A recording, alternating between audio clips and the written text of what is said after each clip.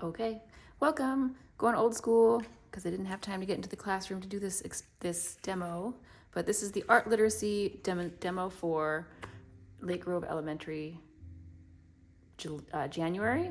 We're doing Japanese block printing. And so the K through 2 will do a 1-color print like this, and the 3 through 5th will do a 2-color print like this. And I'll show you how. They can also do a 1-color print, doesn't matter, especially if you run out of time, but I'll show you both techniques really quick. So a little bit of setup for this one in the classroom because we're going to do the ink printing all together in one station.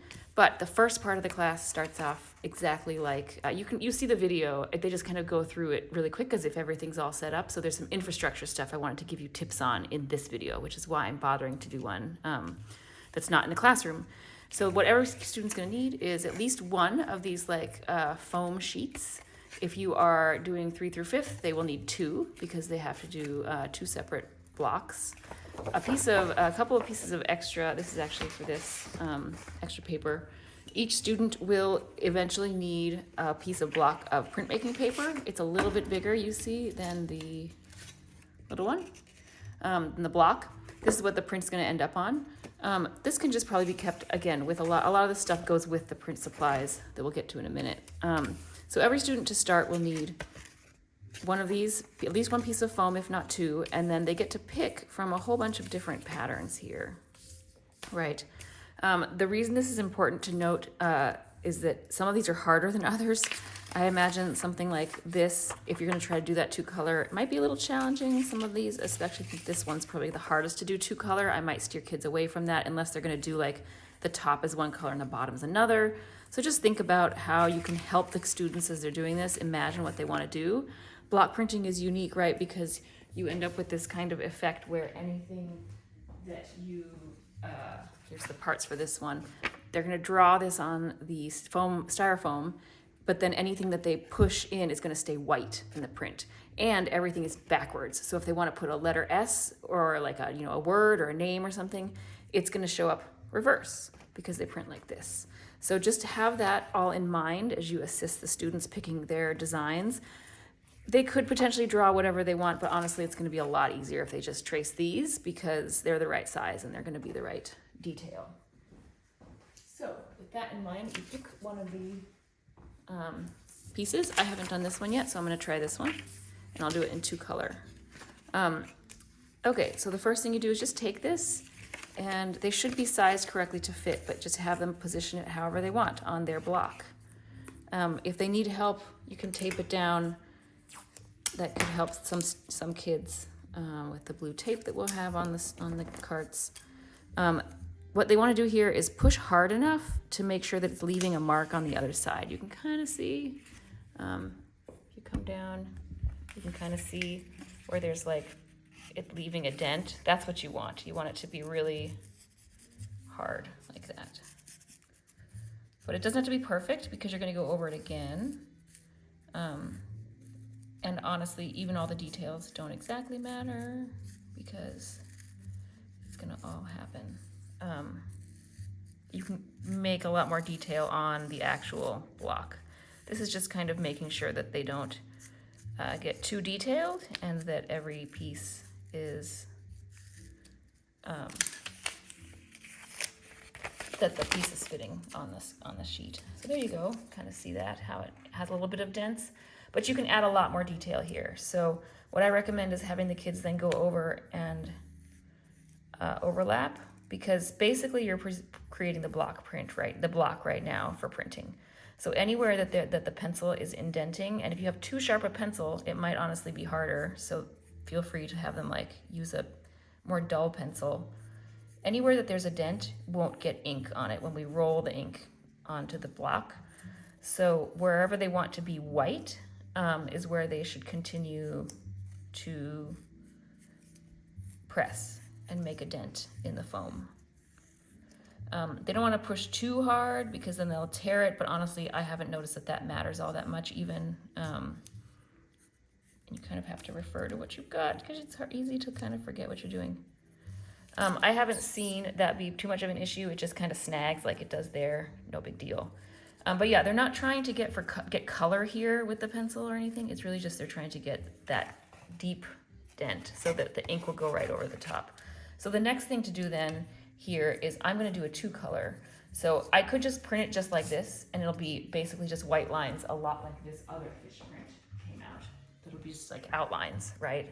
But if you want, you can do something more like what we've done in this piece with the dragonfly. You can see that we've colored in areas to make them solid white. If you're doing 2-color print, that's kind of what you want to do, because you actually want to be able to, let's see, with this bird, you want to be able to leave white ink so that your second color ink can go on top and it doesn't turn out muddy. So if you're doing 2 colors or even just 1 color, you can come in and you can eliminate some of this, and then I'll show you how to do more of that later. So basically, the easiest thing to do is just come in and honestly, like, color this line. The line does matter. I mean, it doesn't, the kids will do what they want, but if you want to, a lot of times it's just very hard to get a block print, even when you're using actual block printing materials, to be 100% solid. Like you're gonna see the grain, basically, like the lines. And that's okay. So if you want to have that be part of the art, you can try to follow the shape of the fish or whatever. And if you don't like the direction of something, it's kind of easy to just go back over it like this. But you'll see those lines probably in the print is what's gonna happen. Okay, so I like to follow the lines here.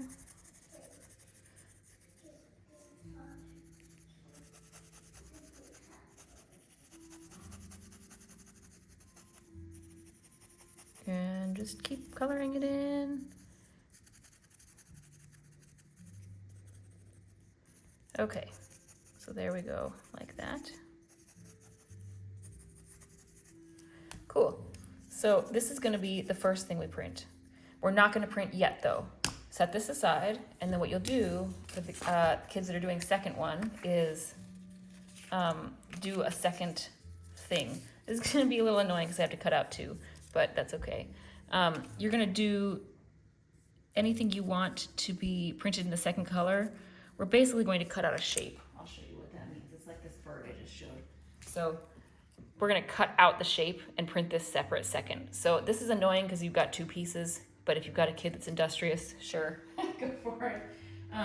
Probably easier to do something like, this, if you wanted to have them do this, or the fish, or the bird, or the dragonfly, but we'll do this one.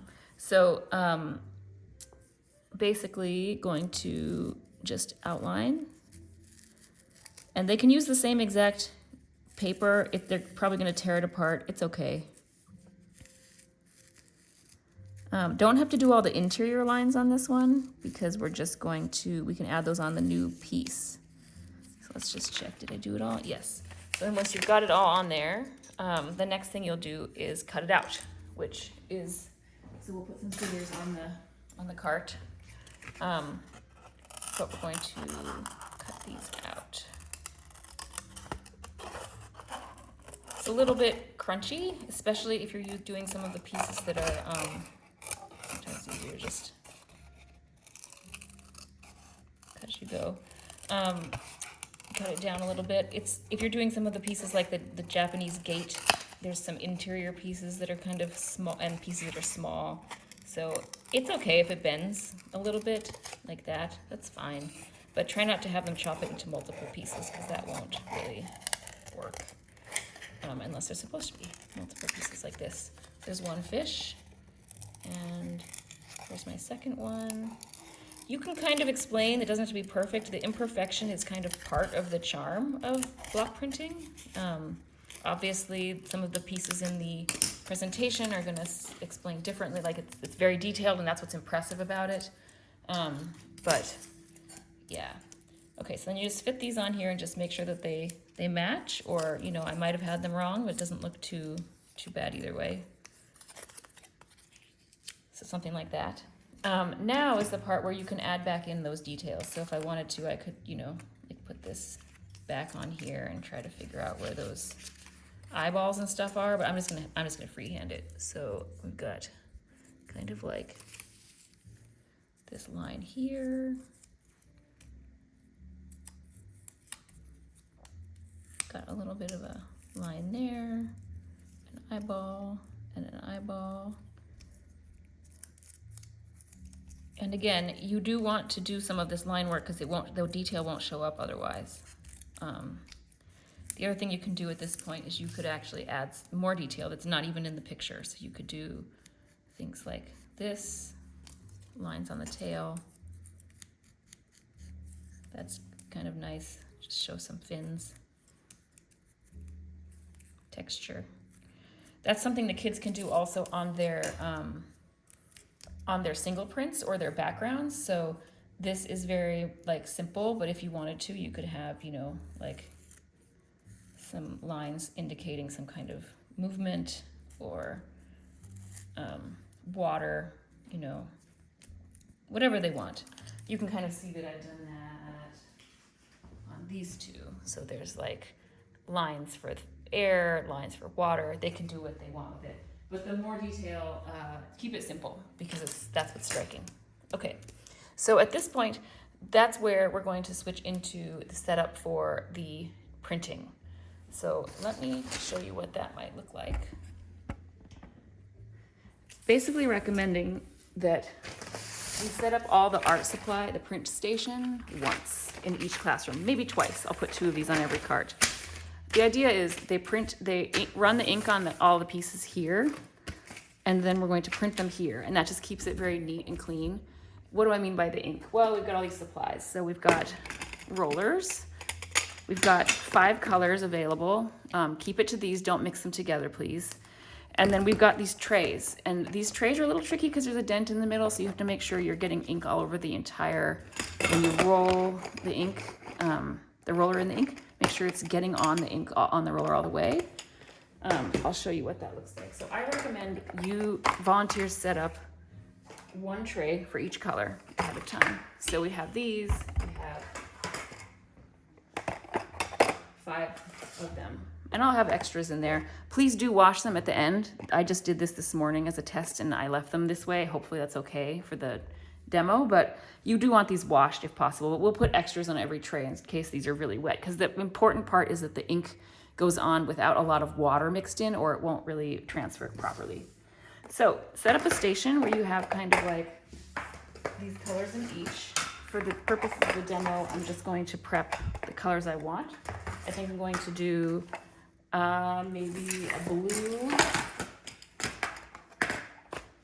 for the background, and then the fish will be yellow, and that will be kind of cool, or red. I'll make them red to make a different combo. This is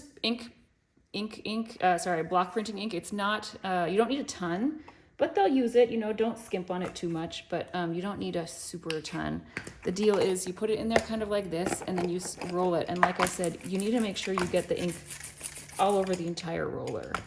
So take a look at it. This is one of the things if you study block printing or do it as an art class, like a longer art class, getting really, really even ink is very important. Not so important for this exactly, it's fine, but like just make sure that that's kind of going.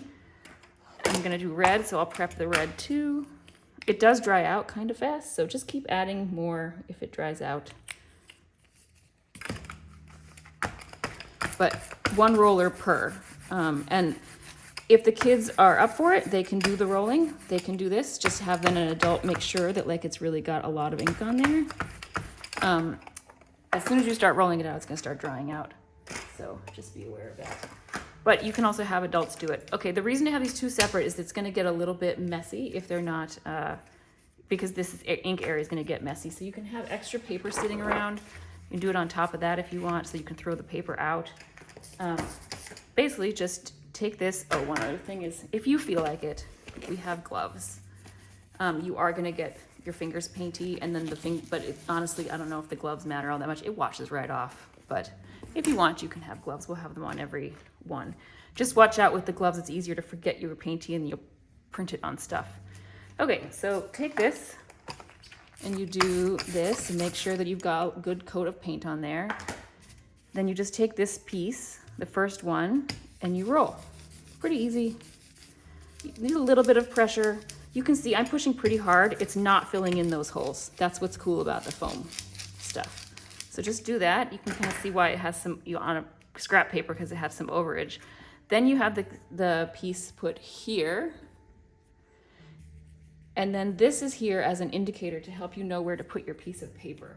So if you have your making paper, just kind of lay it like this. You can see my hands are inky, so that's kind of annoying.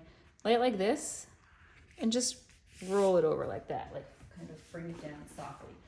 This is where you're gonna want an extra piece of paper, because you can kind of do it with your hand, but honestly, it's easier to make sure it doesn't move around if you do this. Should work pretty well. Just do this. Some people use the roller thing. I don't think you need to do that here. Really just use pressure. Just make sure you're getting all the edges. And this is where the adults probably will want to help a little bit. Then you get your extra paper out and you just lift this up and you can kind of see, we peel it off. There you go. There's your first print. Fun fact, you can actually make multiples of these. There might not be a lot of time, so I recommend just making the one, but it is kind of cool. You can actually, that's the whole point of block printing, is that it's multiples. So you set this aside, and then the next part we're gonna do is the second color. So remember we had these little fish guys.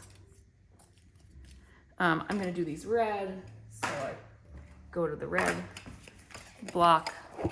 Again, like make sure there's ink. You can kind of see like what does not good look like. Well, if it's got lines like that, that's not gonna run as well.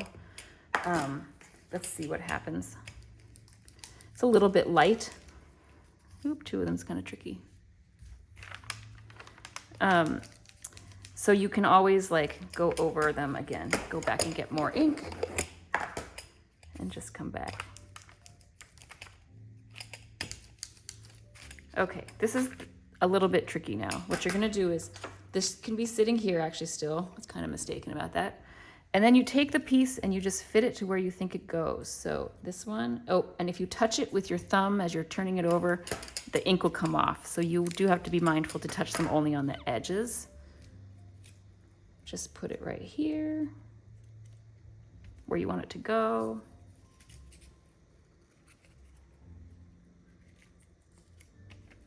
And then you definitely need this piece of paper on top to help it from sliding around. And just rub it, rub it, rub it. Should be good. And then maybe there's some wet wipes, paper towels, so your fingers aren't transferring different color inks to this kid's paintings, because the ink does stay, even though it dries fast in the tray, it stays wet on the paper for a long time. And you peel them off. It's like a stamp. That's it. There's our piece. So that's it. That's the whole lesson. You can toss these if they want to keep them somewhere, you know, and they can dry. Honestly, I did some of these this morning. They're still a little damp. They can take them home and do another one, but you kind of need all the equipment, so I recommend we probably just toss these. Please rinse all of these, wash all of this off, put it back. Let us know if the ink starts running out. There should be one of every color on the cart. What else? Just make sure these go on the drying rack. And that's it. They can get dried. Oh, I totally forgot the most important step. They should put their name on it. So the reason maybe to give every student, if you're setting them up, give them each a piece of paper, is that way they can start the project by putting their name on the back. That is not part of the video that the district put out. So make sure you put the names on the back or we won't be able to tell whose is whose. So if you have to, just very carefully, you know, name. But try not to smudge the front. Okay, that's it. That's your Japanese block printing. Thank you so much. Bye.